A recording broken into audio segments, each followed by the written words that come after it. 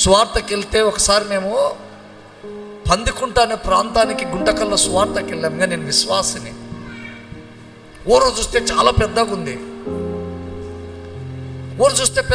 సువార్తకు వెళ్ళినాం, మైకులు పెట్టుకున్నాం, సౌండ్ సిస్టమ్ పెట్టినాం, పట్టలు వేసినాం. మేము అనుకున్నాం ఆ ఊరిని చూసి ఒక 50 మంది అన్న వచ్చి కూర్చుంటారు. వెళ్ళిన మేము 4 మాత్రమే కూర్చున్నాము. హల్లెలూయా. వెళ్ళిన మేము 4, నేను, పాస్టర్ చెప్తున్నాడు, అసిస్టెంట్ పాస్టర్, ఇంకా 2 పిల్లలు, ఎవరన్న పిల్లలు, 2 మ్యూజిక్ కొట్టేతోళ్ళు చైర్ల మీద ఉన్నారు. ఏ ఒక్కరు కూడా రాలేదండి. సరే పాస్టర్ స్వార్థ ప్రకటించినాడు. సరే 11 అవుతుంది. ఏ ఒక్కరు కూడా మాకు భోజనం పెట్టాలి. అయితే పాస్టర్ అన్నాడు, అన్న విశ్వనాథ్ అన్న అన్ని సర్దేయండి అన్న పోదామన్నారు. అయితే సర్దుతంటే ఒక చిన్న పూరి గుడిసిన ఒక తల్లి వచ్చింది. అన్నయ్య అని. ఏంటమ్మా? అన్న మీరు ఇక్కడ వచ్చి స్వార్థ చెప్తుంటే నేను ఇటుకి రాలే, కానీ నేను ఇక్కడికి వస్తే మీకు అన్నం ఎవరు పెట్టారని నాకు తెలుసు. నేను మీకోసం కొంచెం అన్నం కార్యం చేసిన. హల్లెలూయా. కొట్ట చెప్పండి. నేను వచ్చి అక్కడ ఇంటే మీకు వండేవాళ్ళు ఎవరు అన్నం పెట్టారన్న ఇక్కడ. నేను అక్కడుండి వింటానన్నా. ఒక ముద్ద కొంచెం పోతే పాపం వేడి అన్నం ఉంది, స్టోర్ అన్నం ఇంతలా ఉంది, పచ్చిమిరకాయల కారం నూరింది బాగా. మాకు ఆకలి అవుతుంది, ఎందుకంటే మధ్యాహ్నం ఎప్పుడో తింటాం. ఆ బాక్సులు మోసి, అప్పుడు ఎవరు లేరు, మేమే మోస్తా ఉంది.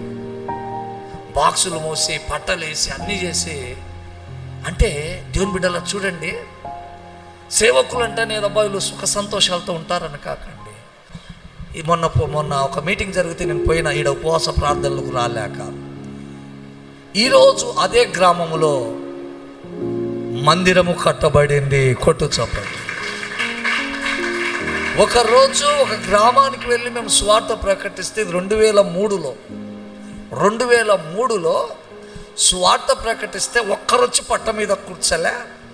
అదే గ్రామం నుండి మొన్న పోతే 25 మంది ఒక వ్యాన్కు స్వార్థకు వచ్చారు. ఏ ఊరన్నా మీదంటే వాళ్ళలో ఒక అతను గుర్తుపట్టాడు. అన్నా నువ్వు ఫలానా వ్యక్తివి కదా అన్నాడు. తమ్ముడు నువ్వుకెట్లా అంటే, అన్న మీరు అప్పుడు స్వార్థకు వచ్చాడు కదా, ఆ తదుపరి ఇప్పుడు ఇదే పందికుంట గ్రామములో మందిరము కట్టబడి ఉంది. హల్లెలూయా.